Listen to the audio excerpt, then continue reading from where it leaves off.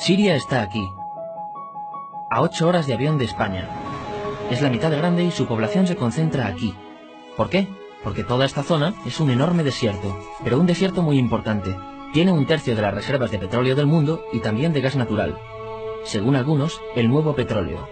Para sacarlo de aquí y llevarlo a Europa, hay que rodear toda esta península y salir por el canal de Suez. Como te puedes imaginar, aquí te cobran. Pero hay otra manera más fácil, la línea recta.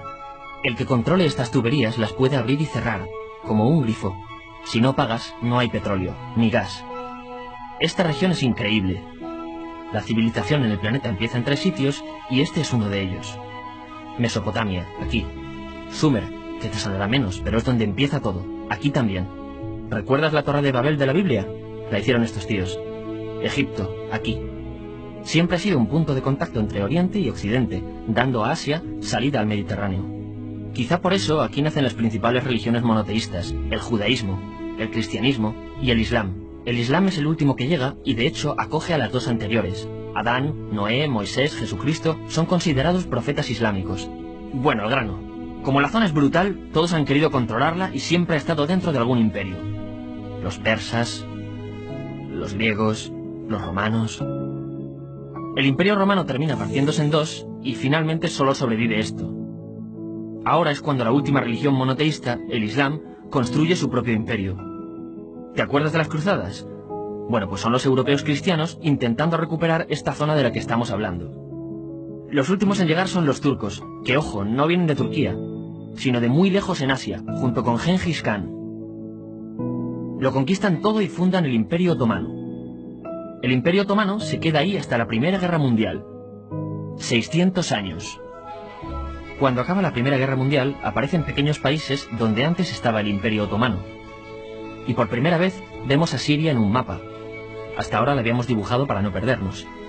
¿Y quién se inventa estos países? Bueno, lo que te voy a contar es alto secreto. O lo era en 1916. Este súper secreto se llama Acuerdo de Sykes-Picot. Los franceses y los ingleses no podían derrotar solos al Imperio Otomano. Solo podían si les apoyaba la gente que vivía dentro. En su mayoría, árabes. ¿Cómo se los ganaron? Pues les prometieron la Gran Arabia, un país solo para ellos. El único problema es que era un timo. Antes de seguir, recuerda una cosa. Los árabes son un pueblo, pero no una religión. O sea, un árabe puede ser musulmán, puede ser cristiano, y antes del Islam parece que hubo tribus árabes con tradiciones judías. Bueno, pues a los árabes no les dieron ese único país que les habían prometido. En su lugar, franceses y británicos crearon muchos países pequeños. Estos países, obviamente, no eran países de verdad, sino zonas bajo su control, con gobernantes puestos por ellos. Durante este tiempo hacen lo que quieren con la zona. Recuerda que hay petróleo. Siria, aunque no tiene grandes reservas, tiene fácil salida al mar. Y Francia, que es la que se ha quedado con Siria, se lo da a compañías extranjeras. Después de la Segunda Guerra Mundial, los europeos se van. En el caso de Siria, son echados a patadas. Pero antes de irse, crean otro estado, Israel. No es el momento de hablar de ello, pero es un estado muy polémico que sus vecinos no reconocen. La prueba es que nada más irse los británicos, todos estos estados lo atacan. La zona, a partir de ahora, va a ser una bomba de relojería. Y mientras, ¿qué pasa en Siria? Bueno, pues no es muy estable. Tiene golpes de estado constantes. En esa época, aparece en Siria una ideología que se hace con el control y se expande por el mundo árabe, el Ba'ath. Esta ideología mezcla el antiguo sueño de una sola nación árabe con ideas socialistas. Y algo muy importante, es laica, o sea que no es religiosa. Siria se llega a unir con Egipto, un país con el que no tiene frontera.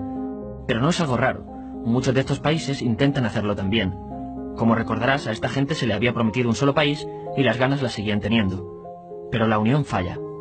En este tiempo, Egipto les convence para nacionalizar el petróleo. En Siria, Al-Assad, el padre del Assad de ahora, se convierte en jefe del estado Ba'ath. En Irak, también Ba'ath, comienza a ganar fuerza Saddam Hussein. Las diferencias entre ambos países dividen a los partidos Ba'ath de otros países en pro-Siria o pro-Irak. Ahora ocurre la Guerra Fría. El mundo se divide en 2. O eres de Estados Unidos o de la Unión Soviética. Son años muy movidos en los que se pegan constantemente con Israel, invaden su vecino Líbano y comienza una oposición islamista al régimen Ba'ath de Assad. Los hermanos musulmanes. Vale, volvamos atrás un momento. Recuerdas que la mayoría de árabes eran musulmanes, ¿verdad? Bueno, pues dentro de los musulmanes hay 2 ramas fundamentales. Suníes, la mayoría, y chiíes. En el caso de Siria, a pesar de ser un estado laico, los gobernantes como Assad y los jefes militares eran chiíes, los cuales representan menos del 13%. En cambio, casi el 70% de la población es suní. Un dato curioso es que los cristianos son casi el 10%. Que los chiíes controlen el gobierno y ejército mosquea a la población suní, y ese sentimiento es aprovechado por los hermanos musulmanes, islamistas radicales suníes. Estos toman las armas en la ciudad de Hama, en contra del gobierno, y Assad acaba con la revuelta a costa de matar miles de civiles y encarcelar a mucha gente. En el año 2000, Assad padre muere, y le sucede Assad hijo. Ante las presiones, libera a muchos presos, trae internet y esperanzas de cambio. Hay un periodo de gran debate político y aparece la oposición. También vuelven los hermanos musulmanes. Los siguientes años son difíciles. Arrestan a la oposición. Y Bush incluye Siria en el eje del mal, y esto la aísla. Está mal visto negociar con Siria. Los kurdos, un pueblo que vive repartido por varios países de la zona, comienzan a protestar también. Hay represión y muertos. En 2011, te sonará esto, ocurre la Primavera Árabe. ¿Qué es esto? Bueno, es una protesta que se va propagando por todos los países árabes pidiendo más democracia. Como ves, el mundo árabe, a pesar de estar dividido en países, tiene tendencias generales.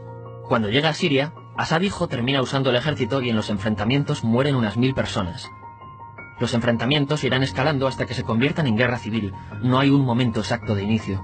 Lo importante es que hoy en día hay numerosas facciones en juego. Vamos a verlas.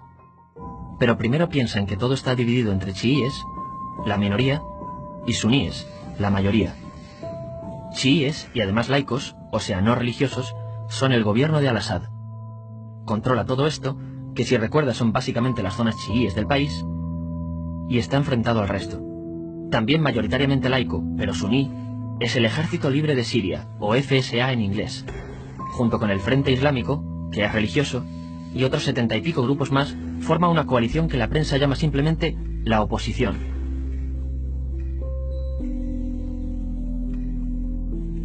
También suníes e islamistas, pero radicales, son Al-Nusra, llamados Al-Qaeda en Siria porque son básicamente eso, Al-Qaeda en Siria. Otros islamistas radicales son el ISIS o Estado Islámico. Salen de Al-Qaeda en Irak, controlan la mayor parte de Siria e Irak y se han hecho famosos por sus atrocidades. Su objetivo teórico impacta a muchos. Es un Estado Islámico a lo largo de Asia, África y Levante. Aunque a ti ya te suena, ¿verdad? En naranja tenemos al pueblo kurdo, que recordarás porque el presidente Al-Assad lo reprimió, al igual que gobiernos de países próximos también lo hacen. Ahora controlan militarmente esta zona. Antes de terminar, repasemos los apoyos internacionales a fecha de octubre de 2015. Las fuerzas de Al-Assad son apoyadas por Rusia, que ya tenía base militar en el país antes del conflicto, Irán y China. Todos son países de lo que Europa llama Oriente. En contra de Assad, apoyando a la llamada oposición, luchan Estados Unidos, Turquía, Francia, Gran Bretaña y Arabia Saudí. Podemos terminar con algunas conclusiones. Te advierto que esto ya es pura opinión. Si recapitulamos, vemos que la región es estratégica. Por su situación privilegiada, todos la quieren. Siria siempre ha estado bajo el paraguas de grandes imperios. Piensa que hace 100 años la actual Francia era Francia. Gran Bretaña era Gran Bretaña. Pero es que hace 200 también, y hace 300 también, y hace 400 también. En cambio, Siria solo es Siria desde hace menos de 100 años, y solo se gobierna a sí misma desde hace poco más de 50. Además, jamás decidieron sus fronteras, se las impusieron. Europa dividió Oriente Medio a su antojo para controlarlo, diseñando países sin tener en cuenta su población. Muchos historiadores dicen que todo pueblo tiene la necesidad de manejar su propio destino, pero estos ingredientes que hemos visto juegan en contra de proyectos como la Siria Ba'ath, que encima usa la represión para mantenerse. En última instancia, lo que producen es una guerra civil. En este contexto no es extraño que aparezcan actores que se alimenten de la desesperación, el sentimiento suní de opresión y la visión de Occidente como invasor. ISIS usa la identidad árabe y la mitología de antiguos imperios.